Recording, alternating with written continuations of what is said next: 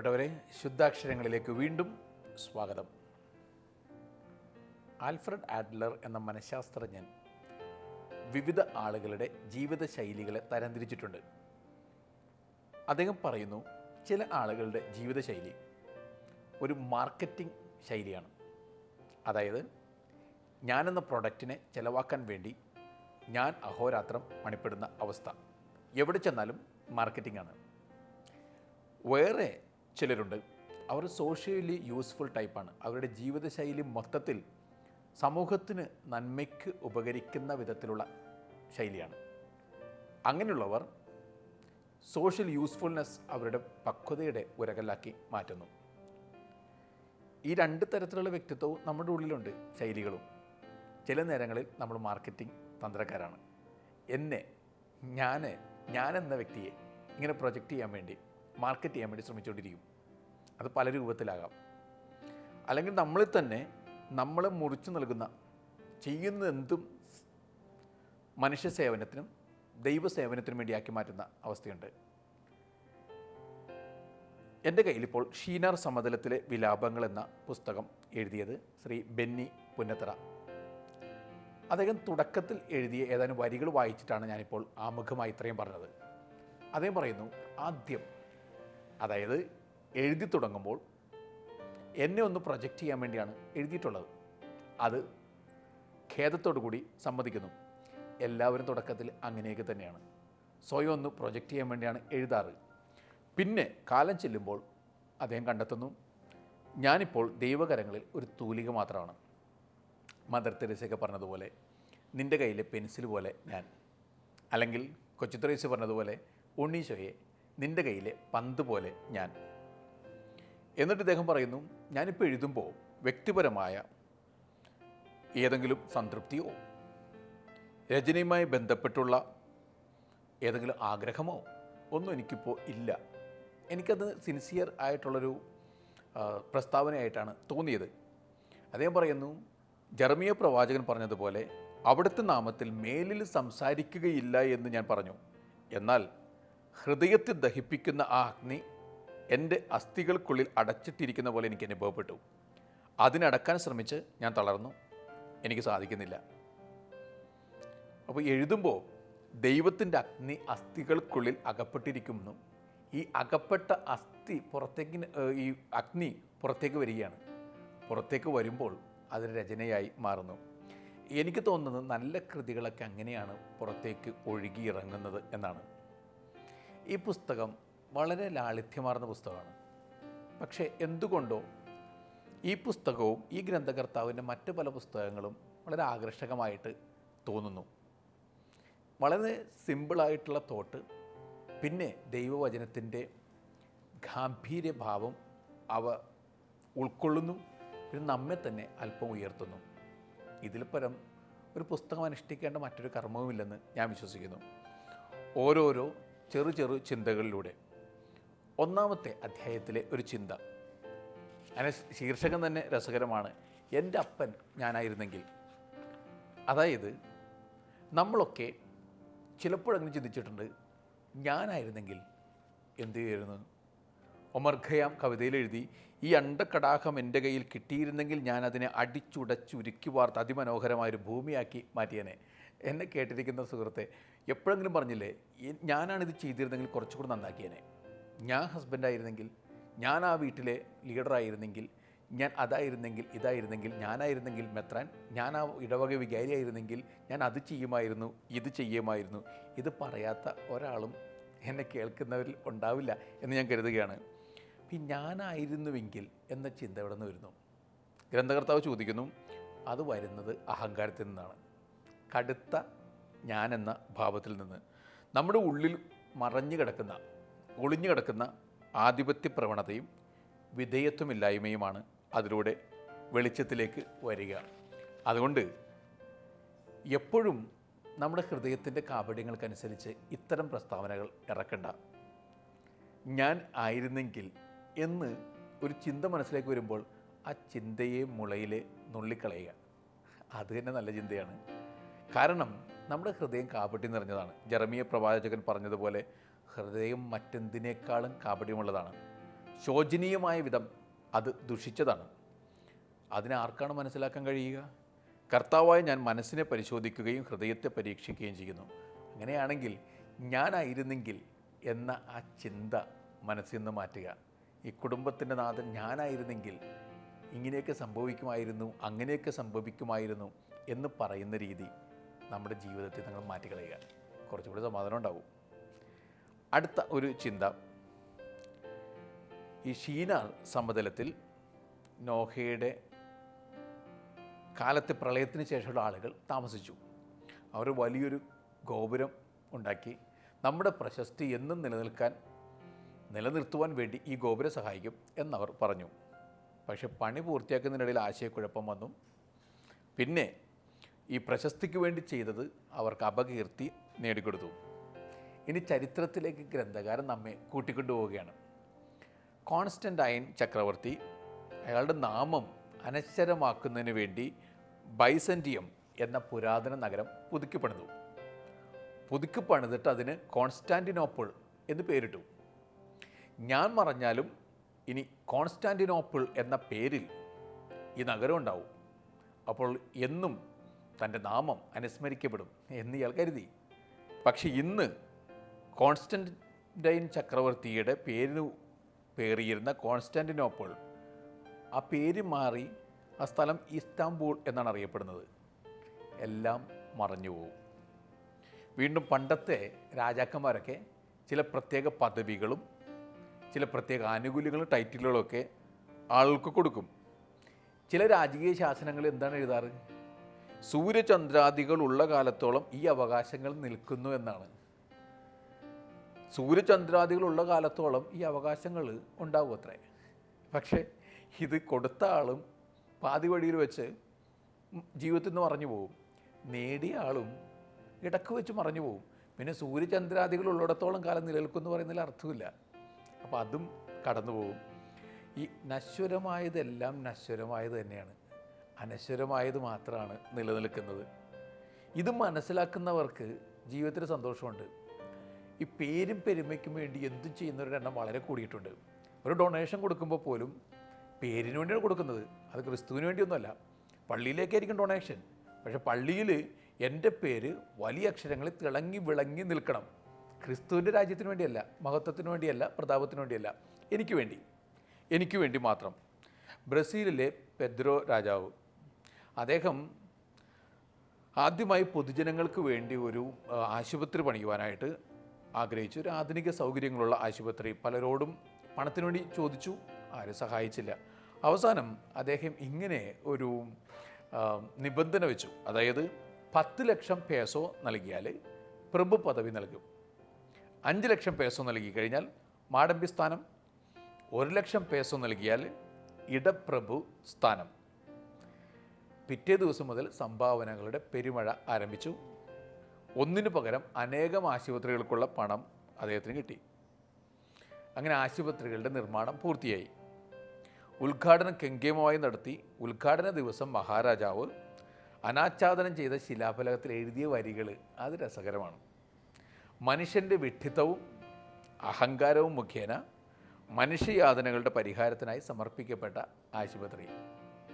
പല പള്ളികളും പല ആതിര ഭവനങ്ങളും ഒക്കെ മനുഷ്യൻ്റെ വിഡ്ഢിത്തവും അഹങ്കാരവും മുഖേന സമ്പാദിക്കപ്പെട്ട പണം കൊണ്ട് നിർമ്മിച്ചവയാണ്. യോഹന്നാൻ ശ്ലീഹ എഴുതുന്നുണ്ട്, ലോകവും അതിൻ്റെ മോഹങ്ങളും കടന്നു പോകും, ദൈവഹിതം പ്രവർത്തിക്കുന്നവരാകട്ടെ എന്നേക്കും നിലനിൽക്കുന്നു. ഈ ഒരു ചിന്ത മനസ്സിലേക്ക് കൊണ്ടുവരുന്നത് വളരെ നല്ലതായിരിക്കും. അടുത്തൊരു ചിന്ത, എനിക്ക് ശേഷം പ്രളയം എന്നൊരു ആറ്റിറ്റ്യൂഡ്. ഇത് നേതാക്കന്മാർക്ക് നന്നേ ചേരുന്നതാണ്.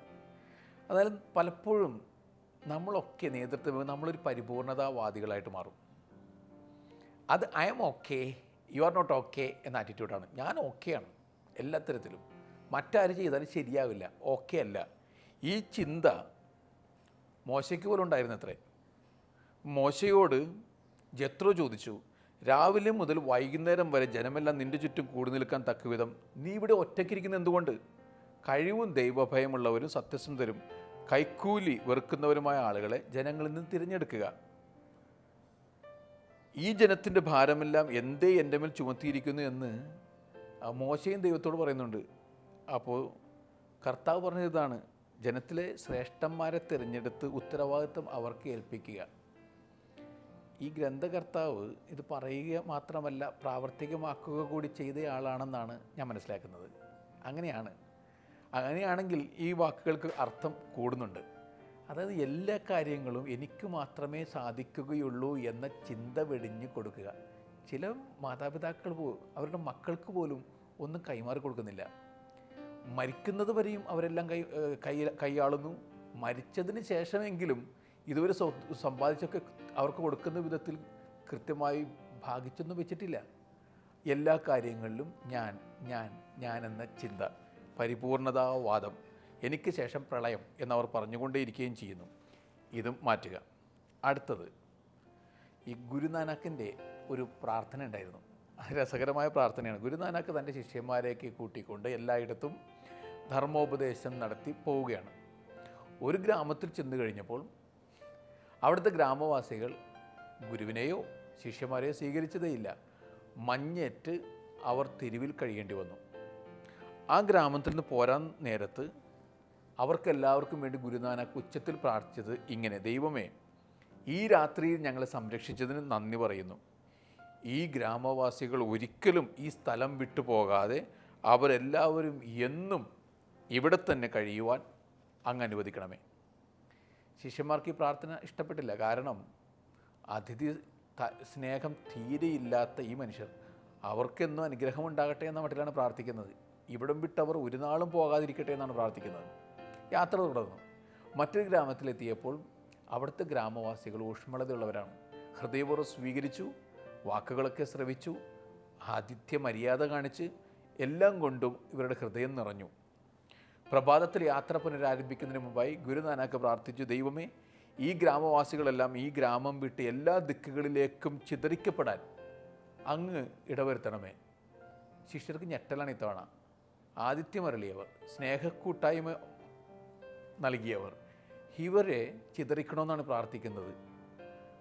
അവർക്ക് ശരിക്കും രോഷം വന്നു. ഇത്രമേൽ സ്നേഹിക്കുന്നവരെന്തിനാണ് ചിതറിക്കേണ്ടത്? ഗുരുനാനാക്കിൻ്റെ വാക്കുകൾ ശ്രദ്ധിക്കണം. അദ്ദേഹം പറഞ്ഞു: ആതിഥ്യ മര്യാദ പോലും ഇല്ലാത്ത ദുഷ്ടരായ ആദ്യത്തെ ആളുകൾ, അവർ മറ്റു സ്ഥലങ്ങളിൽ ചെന്നാൽ അവരെയും ചീത്തയാക്കും. എന്നാൽ രണ്ടാമത്തെ കൂട്ടർ ചിതറിക്കപ്പെട്ട് എവിടെയൊക്കെ ചെല്ലുന്നുവോ അവിടെ ആളുകൾ നന്നാവും. അതുകൊണ്ട് അവർ ലോകത്തിൻ്റെ അതിർത്തികൾ വരെ ചെല്ലണം. അപ്പോസ്തല നടപടിയിൽ ഇങ്ങനെ കാണുന്നുണ്ട്: ജെറുസലേമിലെ സഭയ്ക്കെതിരായ വലിയ പീഡനങ്ങൾ നടന്നു. എല്ലാവരും പലയിടങ്ങളിലേക്ക് ചിതറിക്കപ്പെട്ടു. ചിതറിക്കപ്പെട്ടവർ വചനം പ്രസംഗിച്ചുകൊണ്ട് ചുറ്റി സഞ്ചരിച്ചു. അതുകൊണ്ട് ലോകം മുഴുവൻ ക്രിസ്തുവിൻ്റെ വചനം എത്തി. ചിതറിക്കപ്പെടുക എന്നത് മോശം കാര്യമല്ല.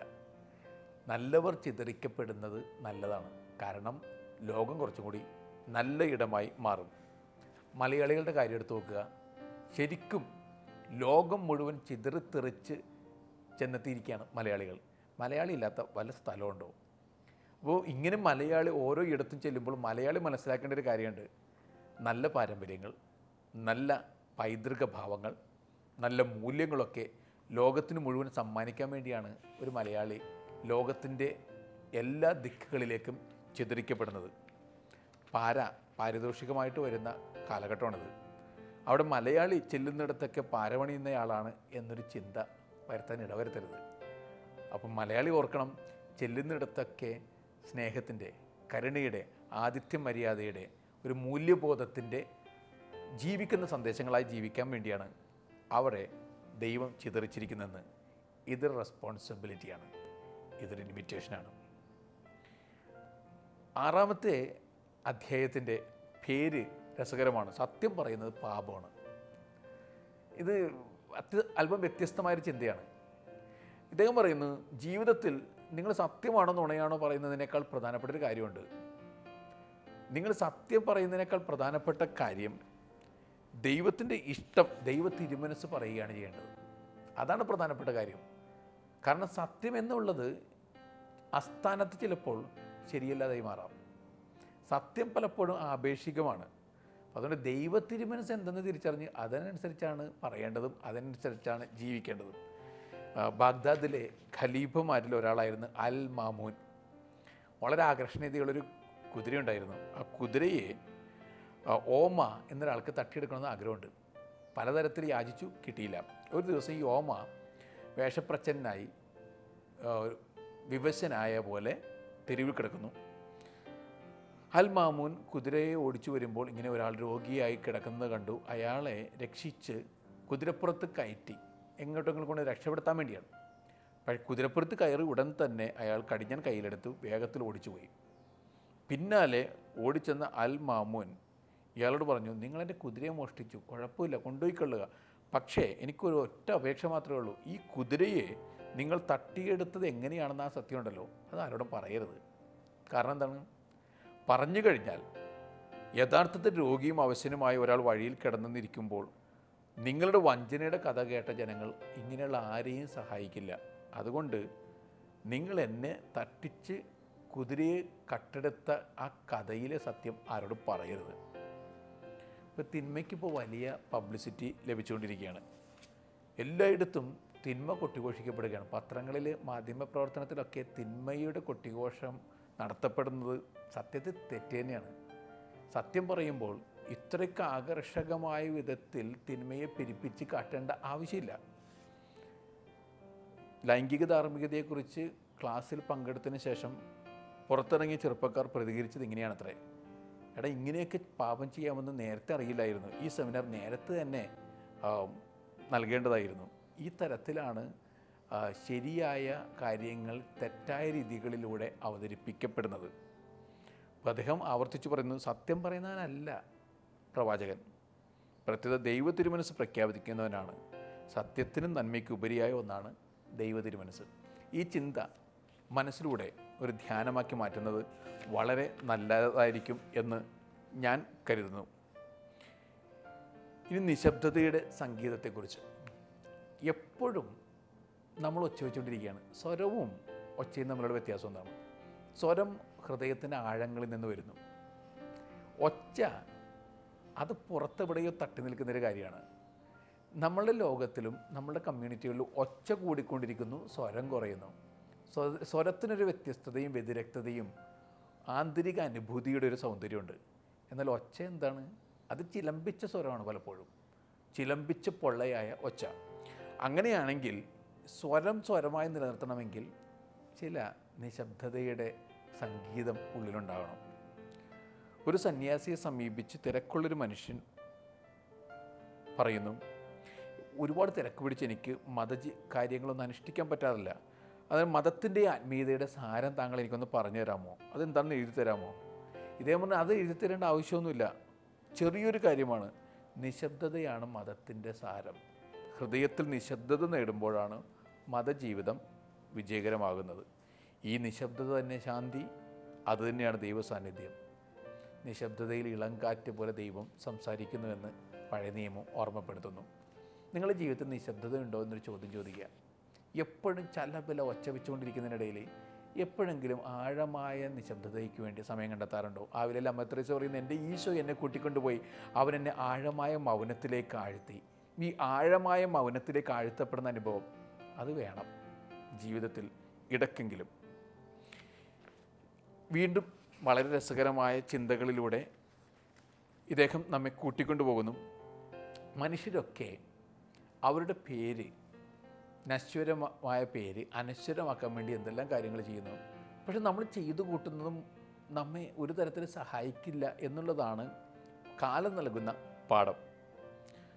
താജ്മഹലിൻ്റെ മുമ്പിൽ നിൽക്കുമ്പോൾ ഇദ്ദേഹത്തിൻ്റെ മനസ്സിൽ വന്ന ചിന്ത ഇതാണ്. താജ്മഹൽ ഷാജഹാൻ പ്രേമപുരസരം ഭാര്യയ്ക്ക് വേണ്ടി നിർമ്മിച്ചു. അദ്ദേഹത്തിൻ്റെ പ്രണയത്തെക്കുറിച്ചുള്ള ചിന്ത അവിടെ നിൽക്കട്ടെ.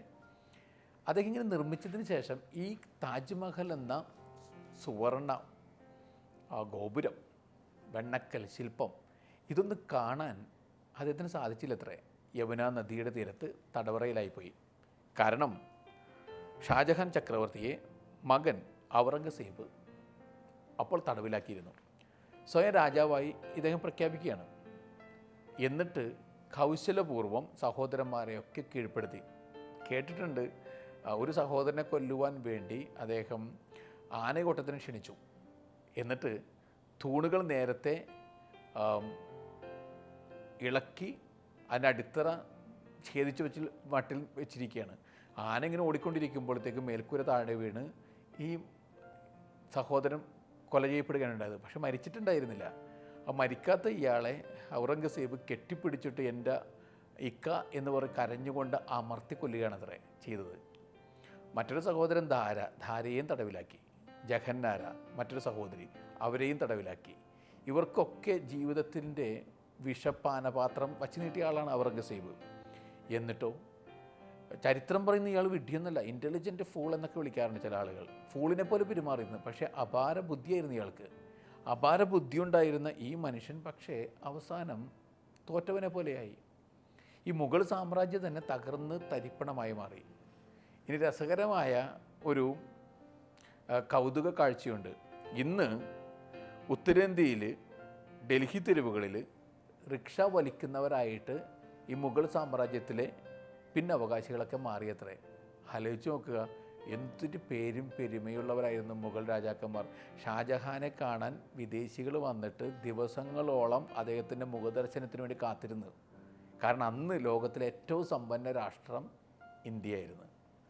ഏറ്റവും സമ്പന്നനായ വ്യക്തി മുഗൾ രാജാവായിരുന്നു. അതിൻ്റെ അനന്തരാവകാശി ഇപ്പോൾ റിക്ഷ വലിക്കുന്നയാളായി മാറി. ഇതാണ് ജീവിതം നൽകുന്ന പാഠം. പിതാവിൻ്റെ അനുഗ്രഹം മക്കളുടെ ഭവനങ്ങളെ ബലവത്താക്കും, അമ്മയുടെ ശാപം അവയുടെ അടിത്തറ ഇളക്കും. പ്രഭാഷകൻ 3:9 ഓർമ്മപ്പെടുത്തലാണ്.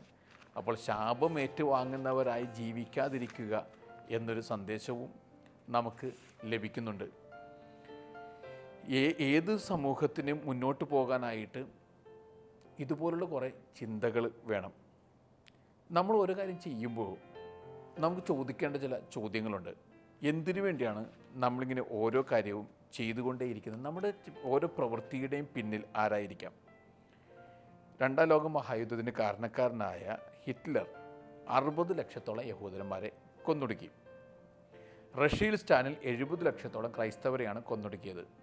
ഉഗാണ്ടയിൽ ഈദി അമീന് ഏറ്റവും ഇഷ്ടപ്പെട്ടത് മനുഷ്യ മാംസമായിരുന്നു. ഇവരൊക്കെ ഇങ്ങനെ ചെയ്യാൻ കാരണം എന്താണ്? ഇവരുടെയൊക്കെ പിന്നിൽ പ്രവർത്തിച്ചത് എന്താണ്? ഗ്രന്ഥകാരൻ പറയുന്നു, ഇവരുടെയൊക്കെ പിന്നിൽ പ്രവർത്തിച്ച തീർച്ചയായിട്ടും പൈശാചിക ഭാവങ്ങൾ തന്നെയാണ്. സാത്താൻ എന്ന് നാം വിളിക്കുന്ന തിന്മയുടെ ശക്തിയിൽ നിന്നും നമ്മളെ തന്നെ ഉയർത്തിയെടുക്കുവാൻ വേണ്ടി നമ്മൾ ശ്രമിക്കേണ്ടത് ആവശ്യമാണ്. അങ്ങനെ ചെയ്യാറുണ്ടോ? അങ്ങനെയൊന്നും ചെയ്യാത്തത് കൊണ്ടാണ് തിന്മ കൂടുകയും നന്മ കുറയുകയും ചെയ്യുന്നത്. അടുത്തൊരു അധ്യായത്തിലെ ചോദ്യം ഒന്ന് താഴ്ന്നു കൊടുക്കാമോ? വളരെ രസകരമായൊരു ചിന്തയാണിത്. അതായത് ക്രിസ്മസ് എന്ന് പറഞ്ഞാൽ ക്രിസ്തു താഴ്ന്നിറങ്ങുന്നതാണ്. നമ്മുടെ താഴ്ചയിലേക്ക് ദൈവം താഴേക്ക് വരികയാണ്, താഴ്ന്നിറങ്ങുകയാണ്, കുതിർ വീഴുന്നത് പോലെ താഴേക്ക്. നമ്മൾ നമ്മുടെ പൊസിഷനിൽ നിന്നും താഴേക്ക് വരുമ്പോഴാണ് ക്രിസ്മസ് ഉണ്ടാവുക. സ്വന്തം പൊസിഷന് മനുഷ്യനേക്കാളും ദൈവത്തെക്കാളും വില കൊടുക്കുന്നവന് ഒരിക്കലും ക്രിസ്മസ് ഇല്ല. അതായത് നമ്മളുടെ ജീവിതത്തിൽ കലഹങ്ങളും മറ്റും വിട്ടുമാറാത്തതിൻ്റെ കാരണം നമ്മുടെ പൊസിഷനിൽ നിന്നും അല്പം പോലും നമ്മൾ താഴേക്ക് ഇറങ്ങി ചെല്ലുന്നില്ല. ഏത് പൊസിഷനിലുള്ള ആളായാലും ആ പൊസിഷന് മുകളിൽ ദൈവത്തെ പ്രതിഷ്ഠിക്കണം, പിന്നെ സഹജീവികളെ പ്രതിഷ്ഠിക്കണം. അങ്ങനെ അല്ല എങ്കിൽ എപ്പോഴും എൻ്റെ പൊസിഷനാണ് ഏറ്റവും ഉയരത്തിൽ എന്ന് ചിന്തിക്കുന്ന വ്യക്തി, ആ വ്യക്തി സമൂഹത്തെ മൊത്തത്തിൽ തിന്മയിലേക്ക് കൂട്ടിക്കൊണ്ട് പോവുകയേ ഉള്ളൂ. ഇതുപോലുള്ള സുന്ദരമായ ചിന്തകൾ നിറച്ചു വച്ചിരിക്കുന്ന പുസ്തകം ഷീനാർ സമതലത്തിലെ വിലാപങ്ങൾ വായിക്കുക. ധ്യാനിക്കാൻ നല്ലതാണ്, നന്നാകാനും നല്ലതാണ്. നമ്മെ ഒന്ന് നന്നാക്കുന്ന പുസ്തകങ്ങളിലൂടെ മെല്ലെ കടന്നു പോകുന്നത് നല്ലൊരു ധ്യാന അനുഭവമാണ്. അങ്ങനത്തെ ഒരു അനുഭവം ഉണ്ടാകട്ടെ എന്ന് പ്രാർത്ഥിക്കുന്നു. ഗ്രന്ഥമെഴുതിയ ദൈവത്തിൻ്റെ ഈ പ്രവാചകനും നന്ദി. ദൈവം അനുഗ്രഹിക്കട്ടെ. നല്ല യാത്ര ഒരിക്കൽ കൂടി നേരുന്നു.